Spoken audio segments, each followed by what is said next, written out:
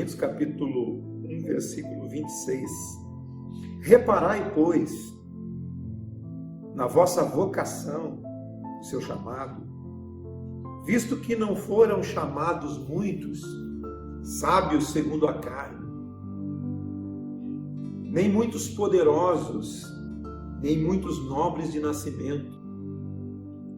Pelo contrário, Deus escolheu as coisas loucas desse mundo. Você percebe que Paulo continua confrontando a loucura da cruz com a sabedoria humana. E eu falei para vocês que em Cristo estão escondidos todos os tesouros da sabedoria e do conhecimento. Então ele faz um trocadilho de palavras aqui. Deus escolheu as coisas loucas do mundo. Que quem crê na loucura da cruz é considerado louco. Quem crê em ressurreição, quem crê num Deus que veio, se fez carne, habitou entre nós, cheio de graça e verdade, e nós vimos nele a sua glória. Nós não estávamos como testemunhas oculares, mas nós temos o Evangelho na nossa mão, que nos fala dessa história de Jesus. Nós temos o testemunho de Jesus dentro do nosso espírito, dentro do nosso coração, daquilo que nós estamos crendo. Amém. Pelo contrário, Deus escolheu essas coisas loucas do mundo, para envergonhar os sábios, e escolheu as coisas fracas do mundo para envergonhar as fortes, que vêm de presunção. As pessoas se acham melhores, eles acham que têm mais capacidade. Então Deus trouxe o Evangelho através de coisas loucas, de coisas fracas, para envergonhar as coisas fortes, supostamente fortes. E Deus também escolheu as coisas humildes desse mundo, as coisas desprezadas, as pessoas que não são de uma aparência muito imponente, ou não se apresentam segundo os padrões da sociedade, segundo os padrões da mídia, das revistas, da televisão, enfim, segundo o padrão já pré-estabelecido que está aí. Deus escolheu as coisas humildes para confundir aquelas que não são humildes, e Ele escolheu também as desprezadas, aquelas que não são, para reduzir a nada as que são. Tudo que é apresentado diante do Evangelho é reduzido a nada, porque o Evangelho é o maior poder que existe, porque é o poder da mudança. É no Evangelho que está. Não é em ser evangélico, como eu sempre digo. Não é em ser cristão ou ser de alguma religião, mas ser alguém que anda nas pisadas do Evangelho, no caminho do Evangelho, no caminho do discípulo, no caminho daquele que segue Jesus. Ser discípulo de Jesus é seguir um mestre. Discípulo significa aquele que aceita a disciplina do seu mestre. Você quer saber se você é discípulo de Jesus? Veja o que você aceita da disciplina dele. É isso que te faz discípulo, a disciplina dele em você. Você ser disciplinado pelo Evangelho. E ele diz assim, continuando: não foram muitos chamados sábios segundo a carne, nem muitos poderosos e nem muitos de nobre nascimento. Pelo contrário, Deus escolheu coisas simples, coisas humildes, coisas loucas, coisas que confundem, porque realmente essas pessoas não são nada diante dos padrões estabelecidos na sociedade de hoje, nesse mundo, a fim de que ninguém se glorie na presença de Deus. E esse texto aqui do versículo 30 é maravilhoso. Mas vós sois dele, sois de Deus, em Cristo. Essa expressão em Cristo está na Bíblia mais de 200 vezes. Quando não está escrito em Cristo, está escrito nele.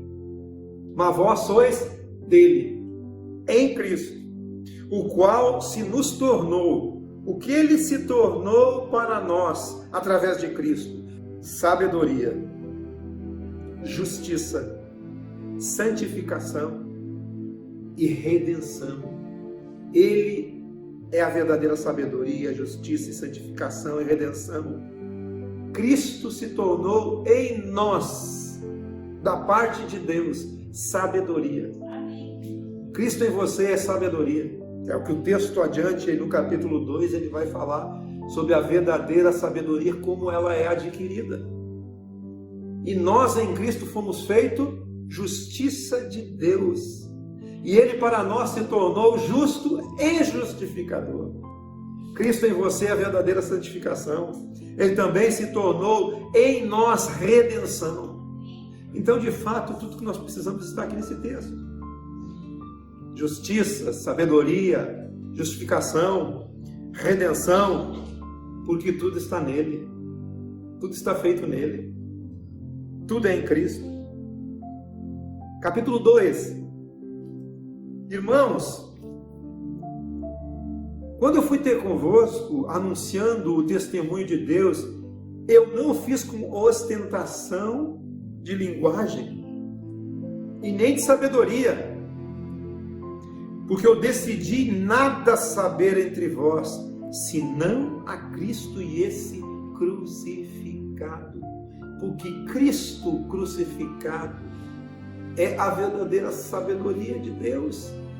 Loucura para aqueles que se perdem, mas para nós, sabedoria. Por isso que Deus fez as coisas loucas confundirem as sábias, as coisas humildes confundirem aquelas que pretensiosamente são alguma coisa.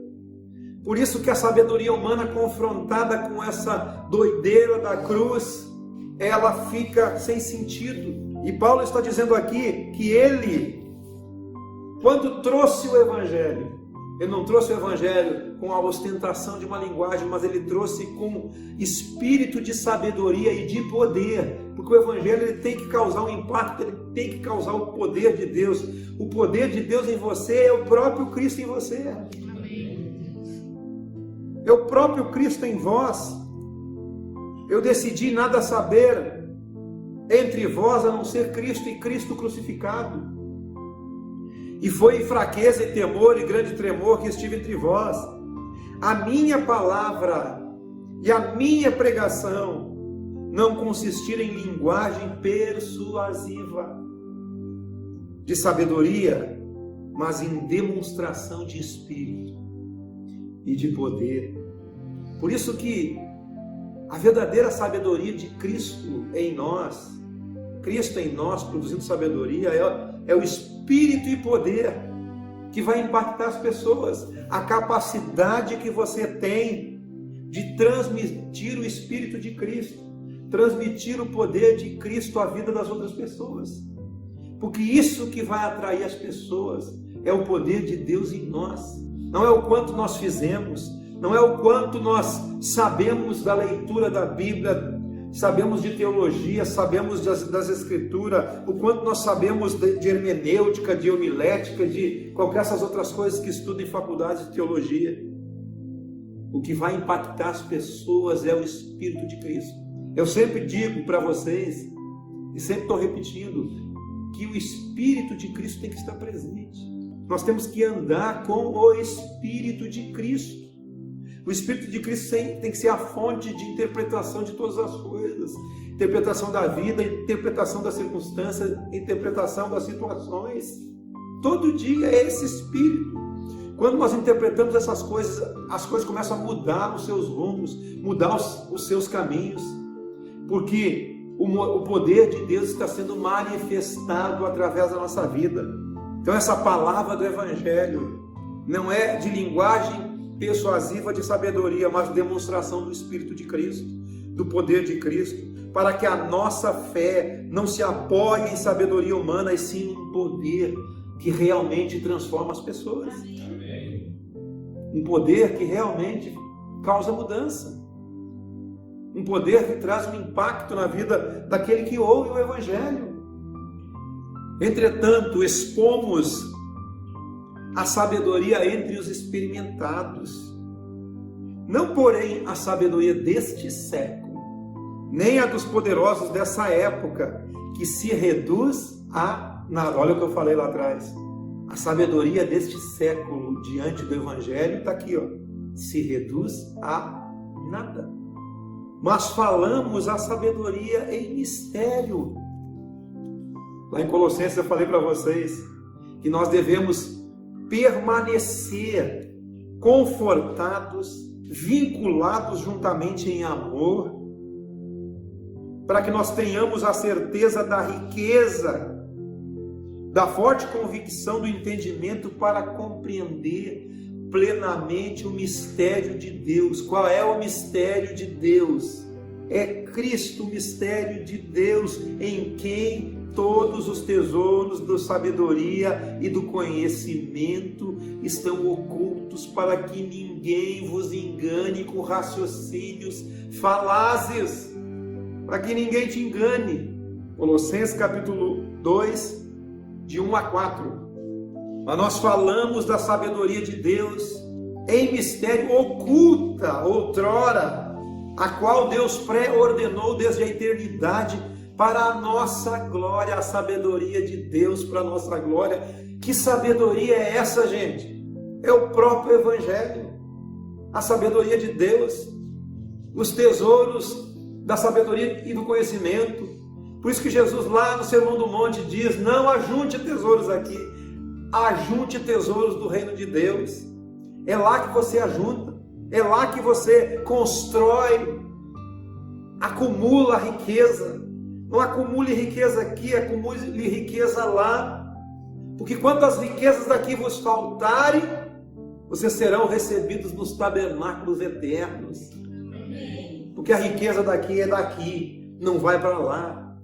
Por isso não corra a vida inteira atrás de dinheiro, corra atrás da verdadeira sabedoria, corra atrás do verdadeiro entendimento, corra atrás do verdadeiro poder, corra atrás do Evangelho. Assimile o Evangelho, coloque o Evangelho para dentro de você. Sabedoria de Deus oculta em mistérios, Deus pré-ordenou desde a eternidade para a nossa glória. Sabedoria essa que nenhum dos poderosos deste século conheceu, porque se tivesse conhecido, jamais teriam crucificado o Senhor da glória. Mas como está escrito, nem olhos viram, nem ouvidos ouviram, nem jamais entrou no coração humano, na mente humana, no espírito humano, o que Deus tem preparado para aqueles que o amam. Deus trabalha para aquele que espera nele. Deus trabalha para aquele que confia nele. Deus tem preparado algo para mim e para você que está oculto em mistério e que está sendo revelado dia após dia, à medida que nós nos envolvemos com o Evangelho de Jesus, que é poder de Deus e é sabedoria de Deus. Mas Deus nos revela pelo Espírito, porque o Espírito a todas as coisas perscruta, até mesmo as profundezas de Deus. Tem outro texto lá de Romanos 8, 26. O Espírito Santo semelhantemente nos assiste em nossa fraqueza. Assistir é de pegar junto, porque nós não sabemos orar como convém, mas o mesmo Espírito intercede por nós sobremaneira com gemidos inexprimíveis. Aí fala da oração em línguas, que nós tanto falamos, são os gemidos do Espírito. E aquele que sonda os corações, aquele que conhece o coração, assim como o salmista disse: sonda-me, ó Deus, prova-me e conhece o meu pensar, prova-me e vê se há em mim algum caminho mau, e guia-me pelo caminho eterno. E o caminho eterno é o caminho do Evangelho. Amém. Como diz um outro texto lá de Isaías, haverá um caminho aberto, até o louco não errará o caminho. Gente, quando você encontra o Evangelho, você encontra o caminho. Você não erra o caminho, o Evangelho é o caminho, porque o Evangelho é Jesus, Jesus é o caminho, e Jesus é a verdade, Jesus é a vida. Ele é o caminho que te conduz à verdade e te conduz à vida. Mas a verdade é Jesus, a vida é Jesus. Ninguém tem vida fora de Jesus. Jesus é a vida eterna. Aquele que sonda os corações, sabe a mente do Espírito, conhece, e é segundo a vontade de Deus que Ele intercede pelos santos. E aí nós sabemos que todas as coisas cooperam para o bem. Tudo que está acontecendo na sua vida está construindo você para o bem do seu chamado, para o bem do seu propósito, para construir vida em você. Não importa se as situações são boas ou são más, você está sendo construído em todas as situações.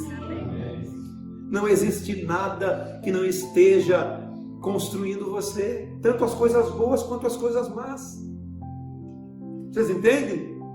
A gente sempre pensa que tudo tem que cooperar. Todas as coisas cooperam. Toda a sua vida vai cooperando para que você aprenda. Porque o louco não erra o caminho. Nós temos que aprender até com os nossos erros. Quando erramos, estamos aprendendo, porque não podemos errar de novo no mesmo erro. Quando acertamos, sabemos que é por ali o caminho. O caminho do Evangelho é esse caminho. Ele perscruta até mesmo as profundezas de Deus a respeito de você. Ele sabe tudo. O Espírito é de vós, é a voz que você precisa ouvir todos os dias. É a convicção dentro de você. Deus nunca deixou de falar com ninguém. Nem quando você não era crente, não era pertencente a igreja nenhuma, não era pertencente a nenhum credo religioso. Deus nunca deixou de falar com uma pessoa. Ela não estava atenta para ouvir, talvez. Não estava perceptível. Mas quantas decisões essa pessoa tomou na vida? Uma convicção dentro dela que foi Deus que colocou e a livrou de um mal maior. Quantos sonhos você sonhou na sua vida que deram respostas às suas situações? Deus está falando todo o tempo com você. Deus falou ontem, fala hoje e falará amanhã. Ele é o mesmo ontem, hoje e eternamente. Ele é sempre eterno, não tem princípio de dias nem fim de existência. Porque Ele sempre foi eterno. Deus sabe de todas as coisas. Porque qual os homens sabem das coisas do homem, senão o próprio espírito do homem? Deus quer falar no seu espírito. O espírito do homem é a lâmpada do Senhor. Provérbios 20, 27. O espírito do homem é a lâmpada do Senhor, a qual esquadrinha todo o mais íntimo do seu corpo. Você tem um espírito conectado com o Espírito Santo, conectado com Deus, perceptivo. Esse espírito esquadrinha o seu corpo. Deus fala nessa camada do seu espírito. É uma voz dentro de você, te trazendo convicções todos os dias. Deus fala na sua consciência, na sua mente, no seu coração, no seu espírito, na sua inteligência. Deus fala ali. Agora, se você segue aquela voz, é outra história. Se você obedece à voz da convicção dentro de você, quantas convicções Deus deu para nós fazer alguns negócios, tomar algumas decisões, e nós deixamos de tomar aquelas decisões e quebramos a cara. É verdade, aconteceu comigo e com certeza com todos vocês aconteceu também. Eu quero dizer para vocês, Deus continua falando. É uma voz no seu íntimo. Porque qual dos homens sabe as coisas do homem, senão o seu próprio espírito que nele está? Assim também as coisas de Deus, ninguém as conhece senão o Espírito de Deus. Mas como ele disse aqui, Deus perscruta o coração, ele vai no íntimo. O Espírito Santo nos assiste. É uma conexão que Ele tem com a gente. Ora, nós não temos recebido o Espírito do mundo, e sim o Espírito que vem de Deus, para que conheçamos o que por Deus nos foi dado gratuitamente. O que Deus deu é de graça, não tem preço nenhum, você não paga por nada, não existe nada que você tem que fazer para mudar a gratidão, para mudar a graça de Deus. Não temos recebido o Espírito do mundo, mas sim o Espírito que está vindo de Deus, as convicções de Deus para dentro de nós, as respostas de Deus através do seu Espírito, para que nós possamos conhecer o que nos foi dado gratuitamente. Então busca essa revelação na voz do Espírito Santo em você, para você saber o que é tesouro de Deus na sua vida.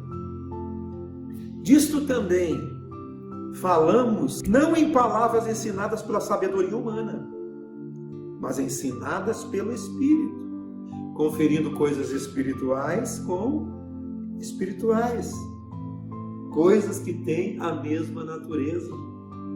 Você tem um espírito dentro de você, um espírito humano, que é a lâmpada do Senhor, que esquadrinha o mais íntimo do seu corpo. Aí vem o Espírito Santo e ilumina isso dentro de você. O Espírito de Jesus, que é a verdadeira luz que, vinda ao mundo, ilumina a todo homem. Você vê que Deus fala com todo homem. É só ele querer ouvir. Por isso que Jesus disse: quem tem ouvidos para ouvir, ouça. Tem respostas para você que você não quer ouvir. Por isso você não recebe a mudança naquela situação, porque você não quer ouvir aquela resposta da posição que você tem que tomar. Isso em todas as áreas da sua vida, mas é com você, não é comigo. Eu não posso dizer o que é e nem sei, mas você sabe, porque o Espírito Santo fala em você. O homem natural não aceita as coisas do Espírito, porque eles são loucura, realmente, e não pode entendê-las, porque elas se discernem no Espírito, Espírito com Espírito, coisas da mesma natureza. Porém, o homem espiritual julga todas as coisas, mas ele não é julgado por ninguém. Mas quem conheceu a mente do Senhor para que eu possa instruir? Nós, porém, temos a mente de Cristo. Nós temos a mente do Espírito. Nós temos a mente do Evangelho. Por isso, na nossa vida diária, queridos, na nossa caminhada no caminho de Jesus, nós temos que agir com a mente de Jesus, com a mente dele, com a mente de Cristo, fazendo as coisas como Jesus fazia, ou no mesmo Espírito. Tudo tem que ser discernido pelo Espírito de Jesus. Isso é a mente de Jesus. Como é que Jesus tratou com pecadores? Como é que Jesus tratou com prostitutas? Como é que Jesus tratou essas coisas? Com amor. O amor cobre o quê? Multidões de pecados. Amor. Se você amar uma pessoa dessas, aí vem Jesus dizendo: os pecadores, os publicanos, as meretrizes, vos precedem no reino. Não é verdade? Enquanto isso, ficarão de fora os filhos do reino, os presunçosos. Por isso, irmãos, nunca diga para que alguém vai para o inferno. Nunca julga uma pessoa fazendo uma coisa ali e você diz: não, esse aí está perdido. Você se tornou um juiz. Por isso que eu digo: ou você aceita a Jesus, aceitar Jesus e aceitar o Espírito dele em você. Então o Evangelho, o Espírito de Jesus é o que nós temos que compreender. A mente de Jesus é isso. Nós temos a mente de Cristo. Nós podemos andar nessa dimensão da mente de Jesus. Você pode andar nisso. Amém? Era isso que eu tinha para falar para vocês hoje.